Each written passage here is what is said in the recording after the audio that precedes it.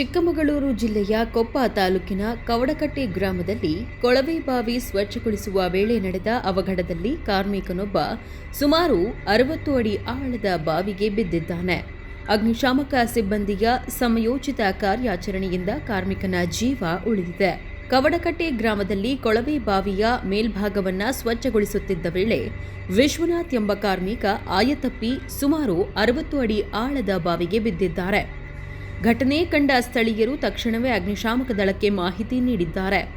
ಮಾಹಿತಿ ಪಡೆದ ಅಗ್ನಿಶಾಮಕ ಸಿಬ್ಬಂದಿ ಕ್ಷಣಾರ್ಧದಲ್ಲೇ ಸ್ಥಳಕ್ಕೆ ಧಾವಿಸಿ ರಕ್ಷಣಾ ಕಾರ್ಯಾಚರಣೆ ಆರಂಭಿಸಿದರು. ಅಗತ್ಯ ಸುರಕ್ಷತಾ ಸಾಧನಗಳ ನೆರವಿನಿಂದ ವಿಶ್ವನಾಥ್ ಅವರನ್ನು ಯಶಸ್ವಿಯಾಗಿ ಮೇಲಕ್ಕೆ ಕರೆತಂದರು. ತೀವ್ರ ಅಸ್ವಸ್ಥ ಸ್ಥಿತಿಯಲ್ಲಿದ್ದ ವಿಶ್ವನಾಥ್ ಅವರನ್ನು ತಕ್ಷಣ ಕೊಪ್ಪ ಸರ್ಕಾರಿ ಆಸ್ಪತ್ರೆಗೆ ದಾಖಲಿಸಿ ಚಿಕಿತ್ಸೆ ನೀಡಲಾಗುತ್ತಿದೆ.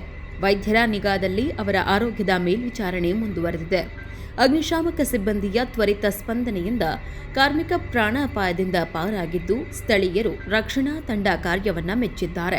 ಸಮಯೋಚಿತ ರಕ್ಷಣಾ ಕಾರ್ಯಾಚರಣೆ ಮತ್ತೊಂದು ಜೀವವನ್ನ ಉಳಿಸಿದ್ದು, ಇಂತಹ ಅಪಾಯಕಾರಿ ಕೆಲಸಗಳಲ್ಲಿ ಸುರಕ್ಷತಾ ಕ್ರಮಗಳನ್ನು ಕಟ್ಟುನಿಟ್ಟಾಗಿ ಪಾಲಿಸುವ ಅಗತ್ಯವನ್ನ ಈ ಘಟನೆ ನೆನಪಿಸಿದೆ. ನ್ಯೂಸ್ ಡೆಸ್ಕ್, ಪ್ರಗತಿ ಟಿವಿ.